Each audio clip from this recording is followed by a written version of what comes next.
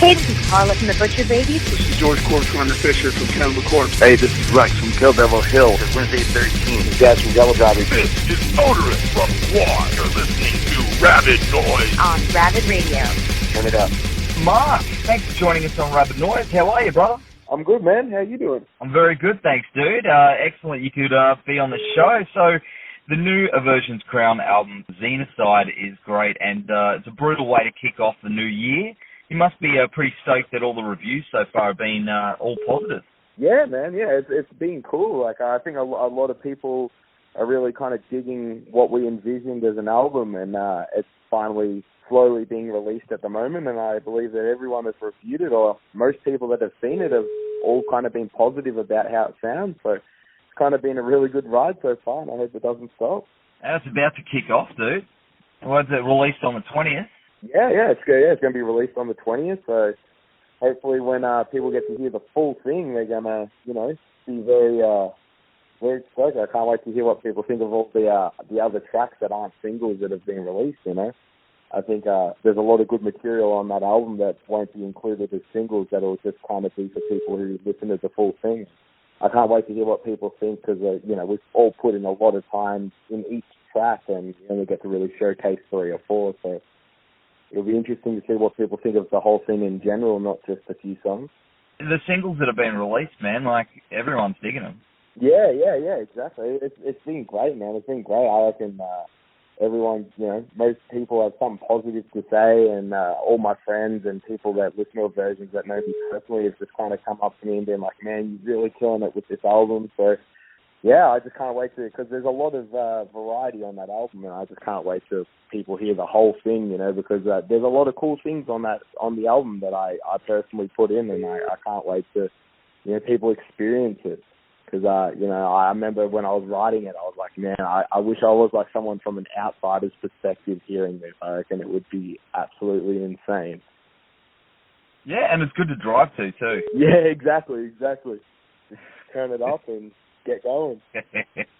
And of course, you worked with one of my favourite producers and people on the planet, Adam Merker, on the production of the album. How was that experience for you? Adam Merker is easily one of the best people to ever work with when it comes to tracking and recording. He's so smooth to work with, and he has a lot of good input. So you record something and you're like, what do you reckon of this? And he'll always give you an honest answer. And if he thinks that you personally can do better, he'll tell you. He'll suggest you ideas, and it's easy. He makes tracking a lot of fun. It doesn't feel like monotonous and boring and repetitive. When you get in there, you can always have a joke with him after every track. Like you'll track a line and crack a joke with him and just have a laugh. It's really a good environment to be in when you're tracking, because you're going to be there for a few days and you might as well have a bit of fun while you're there, not be a all work, no play sort of situation. He mentioned something about a blackboard when I spoke to him. Oh, yeah. So basically, after every song was completed for our individual parts, we'd have to draw a picture related to the pre-pro song name. And basically, I was the worst person out of the whole entire band. And Merker also drew on the board. So I was the worst person out of 6 people to draw on that board. And my drawings were like stick figures, basically. So it was terrible. It was terrible. And they all just laughed at me. It was a bit of fun. That's awesome, man. And, he's especially great with vocalists. I've worked with him a couple of times, and he does know how to get the best out of a performance and throw some crazy ideas you wouldn't expect. That's from my personal experience. Did you have anything like that when you worked with him? Any sort of thing that he threw at you that might have opened some new doors? Yeah, actually, so basically, I had a few ideas that I wanted to do. So for the first single that we released off Xenocide, off the Effigy, there's this part in it towards the end of the song where it kind of it's very ambient and there's only really vocals and guitars going on, and it almost sounds sort of black metalish and very creepy. And how that actually came about was I tracked it in one certain tone, And Merker came back to me and was like, hey, man, maybe we put like a lower tone underneath it on top of the high tone that's there and try and give it like a cool effect. And basically the reason that part sounds as good as it does is because he added that information.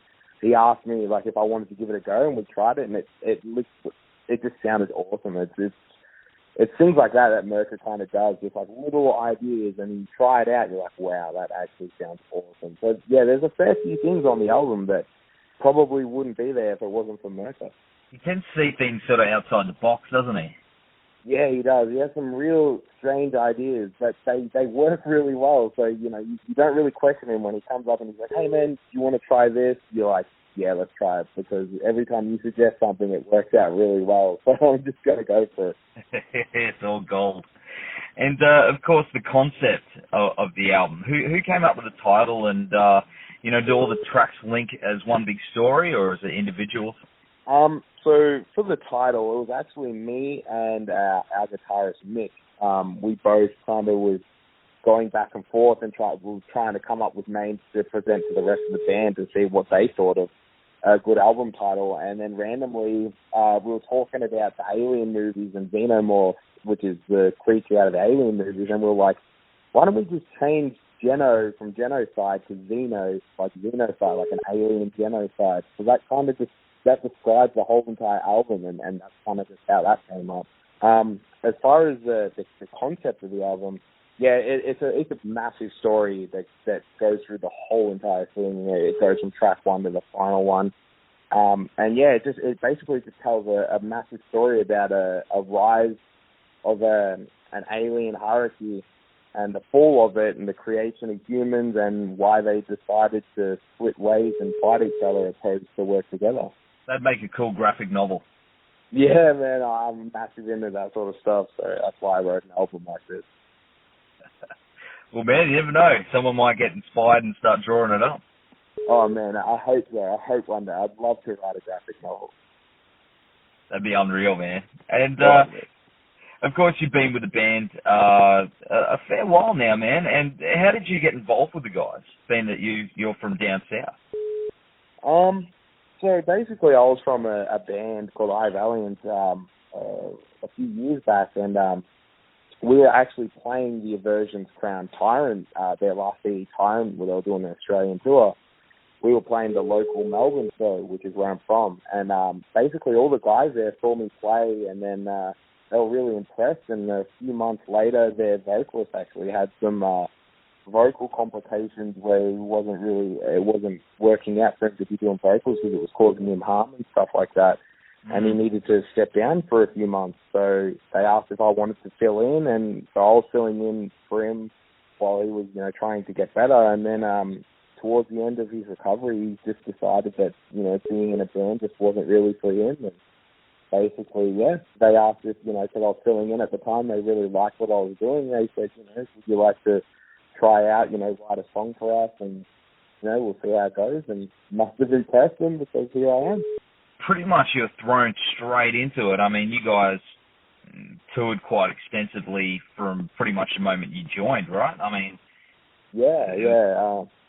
So when I joined, the first tour I did was my first ever European tour, and in that year we did 2 European tours, and the following year we did another 2, and countless Australian tours as well.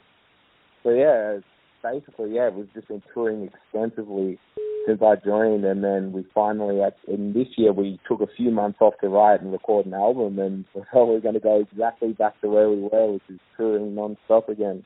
What's been the highlight for you so far? I mean, you've done massive festivals and toured with, some pretty well-known bands, man, like, as mentioned before, like Soilwork and a few others. Has there been one sort of gig or tour that has been pretty special for you? Yeah, it's a hard question. There's a lot of shows. But, I'm actually going to go with, we did a tour with a band from Europe called Nasty, and a UK band Malevolence. And it was for the Taste of Anarchy tour over in Europe in October. And we did a show in Germany called Taste of Anarchy Fest, and there was something like 2,000 people there. And although it's not the biggest show we played, was still like a really cool vibe. Like everyone in the room was really awesome, and we were playing a more sort of hardcore opposed to death metal for a show. But everyone in the venue was really into us and real supportive, and I don't know, it just had a really good vibe, something I haven't really seen in the music scene yet. So I think that would have to be my favorite show because of how much it surprised me, I guess, that people can really be diverse when they really want to and feel supportive of something that they don't really know much about, you know? Oh, that's unreal, man. And you've just been announced for the Summer Breeze Festival, which is, man, that lineup is massive. Yeah.